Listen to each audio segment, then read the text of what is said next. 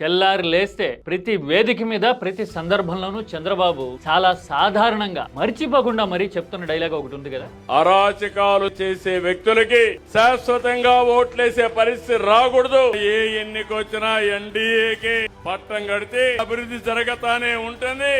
ఇలాగా మీరు ఎట్టి పరిస్థితుల్లోనూ జగన్ కి ఓటేయద్దు అని మాట్లాడడం అనేది ఈ మధ్యన నిత్య కృత్యం అయిపోయింది కదా చంద్రబాబు రాజకీయంలో. మరి ఆయన ప్రభుత్వం అనుసరిస్తున్న వ్యూహాలు గాని విధానాలు గాని జనంలో జరుగుతున్న చర్చ గాని ఆయన ఆకాంక్షకి విరుద్ధంగా కనబడుతూ ఉన్నాయా? ఓ పక్కన ఆయనేమో జగన్ కి ఏమాత్రం అవకాశం ఇవ్వద్దు అని అభ్యర్థిస్తా ఉన్నారు, ఇవ్వకూడదు అని కోరుకుంటున్నారు. మరి ఆయన ప్రభుత్వం అనుసరిస్తున్న ధోరణి మీద జనంలో ఎలాంటి చర్చ జరుగుతుంది అనే విషయం తెలుసుకోగలుగుతున్నారు. యూట్యూబర్ విషయంలో అనుసరించిన వైఖరి గురించో మరోటో ఒకటి రెండు ఇన్స్టెన్సెస్ ఆధారంగా నేను ఈ మాట చెప్పట్లా. ప్రతి విషయంలోనూ గ్రీవెన్స్ తలెత్తిన ప్రతిసారి, అంటే జనం కష్టాలు ఎదురొచ్చిన ప్రతిసారి చంద్రబాబు ప్రభుత్వం అనుసరిస్తున్న ధోరణి మీద రాష్ట్ర వ్యాప్తంగా ఎలాంటి ఒపీనియన్ ప్రివైల్ అవుతుంది అనేది ఒక పాయింట్ అయితే, రెండోది చంద్రబాబు పబ్లిసిటీ మోడల్ నుంచి బై ప్రోడక్ట్ గా ఎలాంటి అన్వాంటెడ్ చర్చ అనేది బయలుదేరుతా ఉంది జనంలో అనేది ఇంపార్టెంట్ ఎలిమెంట్. మరి ఇదే ట్రెండ్ కంటిన్యూ అయితే గనక చంద్రబాబు చేజేతుల అడ్వాంటేజ్ ని జగన్ కి ఇస్తున్నట్ట. మరి అలాంటి పరిస్థితి మారాలంటే టీడీపీ నాయకత్వ ఆలోచన ఎలా ఉండాలి? ఏం జరిగితే గనక ఏపీలో రాజకీయం మారేందుకు అవకాశం ఉంటుంది? ఇది వైసీపీ వాళ్ళు టీడీపీ వాళ్ళు మాత్రమే కాదు, రాష్ట్రంలో రాజకీయం మారాలి. అసలు ఈ personal vengeance and personal agendas ఏంటి అని విసిగి వేసారిపోయిన న్యూట్రల్స్ ఉన్నారు కదా, తటస్థంగా ఉండేవాళ్ళు ఉన్నారు కదా, వాళ్ళ కోసం చెప్తాను నేను ఈ మాట. చివరి వరకు చూడండి, చూసిన తర్వాత మీ కామెంట్ ని సబ్జెక్ట్ ఓరియంటెడ్ గా చేయండి. Let us discuss. ఏపీ రాజకీయంలో చంద్రబాబు ఏం ఆశిస్తున్నారో, ఏమి ఎదురొస్తుందో తెలుస్తుంది. ఒకవేళ రాజకీయం మారాలి అంటే ఎలాంటి పరిస్థితి ఉండాలో మనకు అర్థమవుతుంది.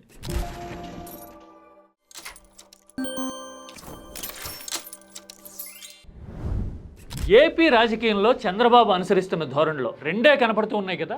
ఏ ఛాలెంజ్ వచ్చినా, ఏ సమస్య వచ్చినా, జనంలో ఎక్కడ హాహాకారాలు వచ్చినా, ప్రతి విషయంలోనూ రియాక్ట్ అవడానికి కొంత టైం పడతా ఉంది. రియాక్ట్ అవుతున్న ప్రతి సందర్భంలోనూ జగన్ ని ఎజెండాగా చేసి, జగన్ ఉన్నాడనో, లేదంటే జగన్ రెచ్చగొట్టాలనుకుంటున్నాడనో, లేదంటే జగన్ వల్లే ఇలా జరిగిందనో, ప్రతి విషయంలోనూ జగన్ అనే ఫ్యాక్టర్ ని తీసుకొచ్చి పెట్టడానికి ట్రై చేయడం చూస్తా ఉన్నాం కదా. ఈ మధ్యన మామిడి రైతుల విషయంలో గానీ, ఆక్వా రైతుల విషయంలో గానీ, అమరావతి రైతుల ఆవేదన అభ్యంతరాల విషయంలో గానీ చూసాము. ఆఖరికి కన్నీరు మున్నీరు అయిపోతూ విశాఖ స్టీల్ ప్లాంట్ బాధితులు అల్లాడుతూ ఉంటే కూడా రాజకీయం వెంటనే అక్కడ ఎదురు రావడం చూసాం కదా. అసలు ఎవరి హయాంలో ప్రైవేటైజేషన్ లాంటి ఆర్గ్యుమెంట్ తీసుకురావడమే కాదు, ఇప్పటి ఉక్కు మంత్రి కుమారస్వామి మాట్లాడిన ధోరణికి ఏది In 2021 January, I think, Andhra government, they have passed a resolution in the Andhra Assembly opposing this disinvestment decision. అని చెప్పిన ధోరణికి కూడా విరుద్ధంగా లోకేష్ అయినా, పవన్ కళ్యాణ్ అయినా కామెంట్లు చేయడం చూసాం కదా. గత వైసీపీ ప్రభుత్వం ఇది అమ్మేస్తానంటే మేము వచ్చి కూర్చొని కొట్లాడాను. మేము కాపాడాం స్టీల్ ప్లాంట్, మాకున్న చిత్తశుద్ధి మేము కాపాడాం. ఈ ఇష్యూస్ అన్నిట్లో రైతులు నష్టపోయినా, సాధారణ జనం నష్టపోయినా, ఆఖరికి దుర్ఘటన జరిగి కార్మికులు అల్లాడుతా ఉన్నా గానీ ఈ జగన్ ఫ్యాక్టర్ని తీసుకొచ్చి పెడుతున్నారు చూసారా. ఎందుకని?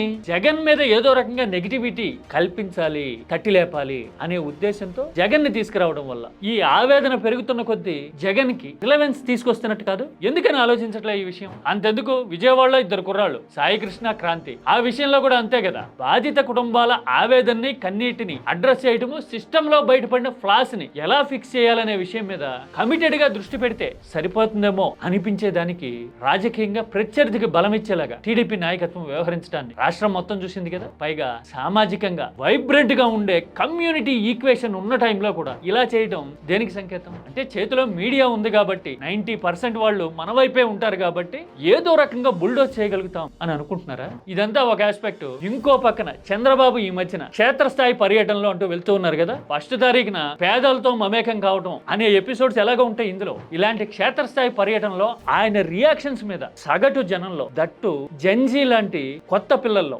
ఎలాంటి చర్చ జరుగుతుంది అర్థమవుతుందా? నేను ఒక 2 ఇన్సిడెంట్లు చూపిస్తా. ఒక అధికారితో వెరీ రీసెంట్ గా చంద్రబాబు ఏమన్నారు చూడండి. నువ్వు నాకు కథలు చెప్తున్నామా, నీకు నేర్చుకో, నీకు ఏదో ఒక అవకాశం ఇచ్చాను తప్ప బియాండ్ దట్ నువ్వేమనుకుంటున్నావు అంటే అన్ని నాకు తెలుసు. నువ్వు ఊరుకోమ్మా, అన్ని తెలుసు అనుకుంటాం, మీకు ఒక అవకాశం ఇచ్చామంటూ ఉన్నారు చూసారా. అది ఆయన సహజ సిద్ధమైన ధోరణిలో అన్నారు. అక్కడ గద్దించడం ఆయన ఉద్దేశం కాదు, చాలా సహజంగా ఆయన అలా మాట్లాడారు. ఇలా మాట్లాడడం మొదటిసారి కూడా ఏం కాదు. నేను ఒక ఏడాదిన్నర కిందట, బహుశా ఎర్లీ 2025లో ఓ యువకుడితో ముఖ్యమంత్రి ఒక ఇన్నోవేషన్ కి సంబంధించి ఎలా మాట్లాడారు ఆ క్లిప్ కూడా చూపిస్తా చూడండి. చాలా మంది గుర్తుంది ఇది. 2047 అంటే అప్పటి వరకు కాదయ్యా, ప్రతి ఒక్కరు నాకు ఉపన్యాసం చెప్తున్నారు, నేను ఇచ్చిన పుస్తకాలు చదువుకొని. చూశారు కదా, ఆ యువకుడు ఇన్నోవేషన్ గురించి చెప్తా ఉన్నాడు. చంద్రబాబు చూడండి, నేను ఇచ్చిన బుక్స్ చదివి నాకే పాఠాలు చెప్తావా, అందరూ పాఠాలు చెప్పాలనుకుంటున్నారు అన్నారు. చూసారా, ఇది ఏదో జస్ట్ ఫ్లోలో వచ్చేసే మాటలు అని తీసుకోవడానికి లేదు. ఇలాంటివన్నీ ఎలాంటి ప్రభావం చూపిస్తాయో, జనంలోకి ఎలాంటి మెసేజ్ పంపుతాయో తెలుసా? ఒక ఎగ్జాంపుల్ చెప్తా. ఎప్పుడో లోగడ నేను ప్రత్యక్షంగా నేరుగా డిస్కస్ చేసినట్టు కూడా గుర్తు. ఆ ఎగ్జాంపుల్ ఏంటో తెలుసా? 99-2004 మధ్యలో చంద్రబాబు ఆకస్మిక తనిఖీలు, క్షేత్రస్థాయి పర్యటనలు అని ఒక డిజైన్ నడిచేది. అప్పట్లో ప్రజల వద్దకు పాలన అనేది పెట్టేవారు. ఆ పేరు అప్పట్లో గుర్తుందా మీకు? అందులో తరచుగా ఎలాంటి దృశ్యాలు కనపడేవి? ఓ ఊళ్ళో నేరుగా కరెంట్ ఆఫీస్ కి ముఖ్యమంత్రి వెళ్ళిపోయేవారు. వెళ్ళిపోయి అక్కడ లైన్ మ్యాన్ తోనో జూనియర్ ఇంజనీర్ తోనో ఆయన ఆర్గ్యుమెంట్ పెట్టుకునేవారు. ఇలాంటివన్నీ ఎందుకు జరుగుతున్నాయి మీకు తెలియట్లేదా అని చెప్పి. కరెంట్ ఆఫీసుల్లోనే కాదు, వాటర్ సప్లైకి సంబంధించి కూడా జూనియర్ అఫీషియల్స్ తో ముఖ్యమంత్రి నేరుగా సంభాషించి ధమ్కి ఇవ్వడం ఉండేది అప్పట్లో. అంటే ఇది చూడండి ఎంత ఇంబ్యాలెన్స్ ఉంటుందో. ఆయనేమో ముఖ్యమంత్రి, ఆయన స్పెక్ట్రమ్ రాష్ట్ర స్థాయిలో ఉంటుంది, ఆయన అండర్స్టాండింగ్, కమాండ్, పవర్ కూడా అదే స్థాయిలో ఉంటాయి. ఒక కింద స్థాయి క్షేత్రస్థాయి ఉద్యోగికి ఎంత అవగాహన ఉంటుంది? ఆయన నేరుగా ఉద్యోగితో మాట్లాడితే గనక బ్యాలెన్స్ కుదురుతుందా? అందుకోసమే ఉద్యోగులు అల్లాడిపోయి అమ్మో అనే పరిస్థితి 2004 నాటికి వచ్చింది. అర్థమైందా మీకు నేను చెప్పేది? అంటే ఆయన పని చేస్తున్నాను అని చూపించుకోవాలనుకున్నారు, కానీ జనానికి ఆ పని ఎలాంటి ఫలితాన్ని ఇస్తా ఉంది, ఎలాంటి ముద్ర వేస్తా ఉంది అనేది గ్రహించలేకపోయారు. అవునా అని నేను అడిగితే అవునన్న జ్ఞాపకం. ఆ తర్వాత ఎప్పుడో. మరి ఇప్పుడు కూడా అంతే కదా. ఇప్పుడు ఇలా గద్దిస్తూ కనపడ్డారనుకోండి, ఆయన ప్రజా సంక్షేమాన్ని, రాష్ట్రాభివృద్ధిని, సంపద సృష్టి లక్ష్యంగా పనిచేస్తున్నారు అని ఎవరైనా అర్థం చేసుకుంటారా? లేదంటే ఇలా గద్దిస్తున్నారు అనేది పోతుందా హ్యూమన్ మెంటాలిటీకి? రెండోదే కదా. అంటే ఒక దాంట్లోనేమో జగన్ ని రిలవెంట్ గా పెడతా ఉంది టీడీపీ వ్యూహం, ఇంకొక పక్కనేమో క్షేత్రస్థాయి పర్యటన చేస్తున్నారు, జనంలో ఉంటున్నారు అనే దానికంటే కూడా ప్రతి చోట ఇలాంటి టాక్ అనేది ఎక్కువ పోతా ఉంది. జనంలోకే ఇలా వెళ్తోంది అంటే చదువుకున్న వాళ్ళు ఆలోచిస్తారు. అదే నేరుగా ఫీల్డ్ లో ఉన్న ఎంప్లాయీస్ లో, ఉద్యోగుల్లో ఎలాంటి ఇంపాక్ట్ ఉంటుంది? ఇంపాక్ట్ ఉంటాం ఒక ఎత్తు అయితే, పెండింగ్ డిఏలు, లెక్కలు, వ్యవహారాలు ఇంకా చాలా ఉంటాయి కదా. ఇవన్నీ ఒకదానికొకటి మౌంట్ అవుతాయి, కల్మినేట్ అవుతాయి కదా. ఎందుకనో ఈ లాజిక్ మిస్ అవుతా ఉంది టీడీపీ చంద్రబాబు నాయకత్వం. బహుశా అధికారం అంటే అదేనేమో. వాస్తవాన్ని తెలుసుకోవడం కంటే ఏదో రకంగా మనం జనం కోసం ఉంటున్నాము, ఎదుటి వాళ్ళని డామినేట్ చేసేస్తున్నాం అని చూపించుకోవాలనుకుంటారనుకుంటా. అక్కడతో ఆగట్లేదు కదా. ప్రతిసారి ప్రతి సందర్భంలోనూ జగన్కి ఓటేయొద్దు, వైకుంఠపాళి చేయొద్దు, భవిష్యత్తులో మనకు వైకుంఠపాళి వద్దు, ఎన్డీఏనే ముద్దు లాంటి డైలాగులు, విజ్ఞప్తులు, విన్నపాలు కనపడతా ఉన్నాయి. మరి అలా విన్నపాలు చేసే అంత పొలిటికల్ టెన్షన్, ప్రెషర్ మన మీద ఉన్నప్పుడు ప్రాక్టికల్ వే ఎందుకు పిక్ చేసుకోలేకపోతున్నారు? ఇది టీడీపీ నాయకత్వం అడ్రస్ చేయాల్సిన క్వశ్చన్. ఇక న్యూట్రాలిటీ గురించి చెప్పా కదా. ఏంటా న్యూట్రాలిటీ? టీడీపీ ప్రభుత్వం మీద, చంద్రబాబు నాయకత్వం మీద వ్యతిరేకత వచ్చిందనుకోండి, ఇప్పుడున్న పరిస్థితుల్లో ఎవరికి అడ్వాంటేజ్? ఇదే పెద్ద క్వశ్చన్. ఉన్నది 4 పార్టీలు, 2 చిన్న పార్టీలు, 2 పెద్ద పార్టీలు. అందులో 3 ఒక పక్కన కూటమిగా ఉన్నాయి, ఇంకో పక్కన ఉన్నది వైసీపీనే కదా.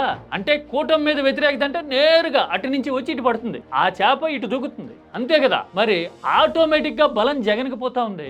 అలాగని ఈ ఈక్వేషన్ మీద అయితే టీడీపీ లేకపోతే జగన్ అన్న పరిస్థితి మీద జనం అందరూ సంతోషంగా ఉన్నారా? లేరు కదా. నిజం కదా ఇది. ఏపీలో ప్రతి 100 మందిలో సగటున 30 మంది న్యూట్రల్స్ ఉంటారు. అంటే ఏ పార్టీకి చెందని వాళ్ళు, ఏ పార్టీ వచ్చినా గానీ క్రిటికల్ గా ఆలోచించగలిగిన వాళ్ళు. అందుకోసమే జగన్ మీద అసంతృప్తిని మీడియా తట్టి లేపి చంద్రబాబు సక్సెస్ఫుల్ గా ఒక క్యాంపెయిన్ మోడల్ ని డిజైన్ చేస్తే 2024కి ముందు అన్ప్రెసిడెంటెడ్ అనిపించేలాగా 56% వచ్చింది కదా. అందులో కనీసం కంసే కం ఒక 16% న్యూట్రల్స్ కాదు. అవునా కదా? రాజకీయం అర్థమయ్యే వాళ్ళందరికీ తెలిసి లెక్క. అంతకుముందు 2019లో జగన్ కి 50% వచ్చినప్పుడు కూడా అంతే కదా. కనీసం 10-15% అందులో న్యూట్రల్సే కదా. కాంటుపాటి సిచ్యువేషన్ లో ఎదిరింటోడితోనో పక్కింటోడితోనో గొడవలుండో, లేదంటే అక్కడ నిలబడిన ఎమ్మెల్యే అభ్యర్థి నచ్చకో, ఇష్టం లేకపోయినా కానీ కొన్ని ఓట్లు వేస్తారు. అలాంటి ఓట్లు కనీసం 5% ఉంటాయి. అందుకోసమే నేను 15-20% ఉంటుంది న్యూట్రల్ ఓట్ బ్యాంక్ గెలిచిన వాళ్ళకి అని చెప్తూ ఉన్నా. అంటే ఆన్ యావరేజ్ 100లో 30 మంది న్యూట్రల్స్ ఉన్నారనుకుంటే ఏపీలో 85% వరకు పోలింగ్ జరుగుతూ ఉంది కదా. అంటే పడుతున్న ఓట్లలో 15-20% న్యూట్రల్ ఓట్లే ఉన్నాయి. మరి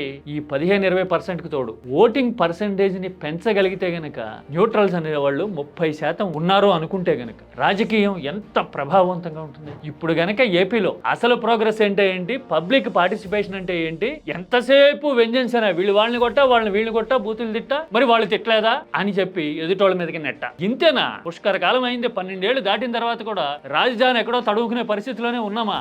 అసలు రీజనల్ బ్యాలెన్స్ ఎక్కడుంది అని ఆలోచించి మాట్లాడగలిగే, సపోర్ట్ చేయగలిగే, థాట్ ప్రాసెస్ ని ప్రివైల్ చేయగలిగే, తట్టి లేపి పైకి తీసుకురాగలిగే ఎబిలిటీ ఉన్నవాళ్ళు వస్తే గనక ఎలా ఉంటుంది రాజకీయం అంటే కొత్త డైమెన్షన్ వచ్చేస్తుందా? ఈ మధ్యన ఎక్కడో బుక్ లాంచ్ టైంలో అనుకుంటా మాజీ ఉపరాష్ట్రపతి వెంకయ్య నాయుడు ఒక ఇంట్రెస్టింగ్ కామెంట్ చేశారు తమిళనాడు రాజకీయం గురించి. తమిళనాడులో కొత్త అబ్బాయి ముఖ్యమంత్రిగా వచ్చాడు, ఆ రెండు ద్రవిడియన్ పార్టీలు కాదని ఆయన చెప్తా ఉన్నారు ఫ్లోలో. చూసారా, వాళ్ళు కాదు వీళ్ళు కాదు అనుకుని మూడో వాళ్ళకి అవకాశం ఇచ్చారంటున్నారు. చూసారా, మరి పక్కన తమిళనాడులోనే అలా జరిగిందంటే ఎన్నికల ముందు ఎవరైనా ఊహించారా? రెండు బలమైన పార్టీలని, బలమైన శక్తుల్ని తట్టుకొని కొత్త పార్టీ వస్తుందని. అంటే అక్కడ కూడా విసిగి వేసారిపోవడం అనే ఫ్యాక్టర్ ఉంది. అఫ్ కోర్స్ విజయ్ చరిష్మా అనేది ఉండొచ్చు, కానీ విసిగి వేసారిపోవడం, ఆల్టర్నేటివ్ కోసం చూడడం అనేది ఉంది అక్కడ. అందుకోసమే దాదాపు 59 ఏళ్ల తర్వాత కొత్త పార్టీ తలెత్తడం చూసాం కదా. మరి అలాగా ఇప్పుడు పరస్పరం దాడి ఎదురు దాడి అన్నట్టుగా జరుగుతున్న రాజకీయం మారాలంటే కేవలం పబ్లిసిటీ ఓరియంటేషన్ తోనే వేస్తున్న అడుగులు, ఆ అడుగులకి రిపర్కర్షన్స్ అంటే ప్రతిస్పందనలు వస్తున్న తీరు గురించి మీరైతే ఏం చెప్తారు? న్యూట్రల్ గా ఉండేవాళ్ళు కొత్త రాజకీయం వస్తే, కొత్త ఆలోచన తలెత్తితే ప్రభావం చూపించగలుగుతుందా ఏపీలో? మీరైతే సపోర్ట్ చేస్తారా? కామెంట్ సబ్జెక్ట్ ఓరియంటెడ్ గా, థాట్ ప్రొవోకింగ్ గా, ఏపీకి ఉపయోగపడేలాగా చేయండి.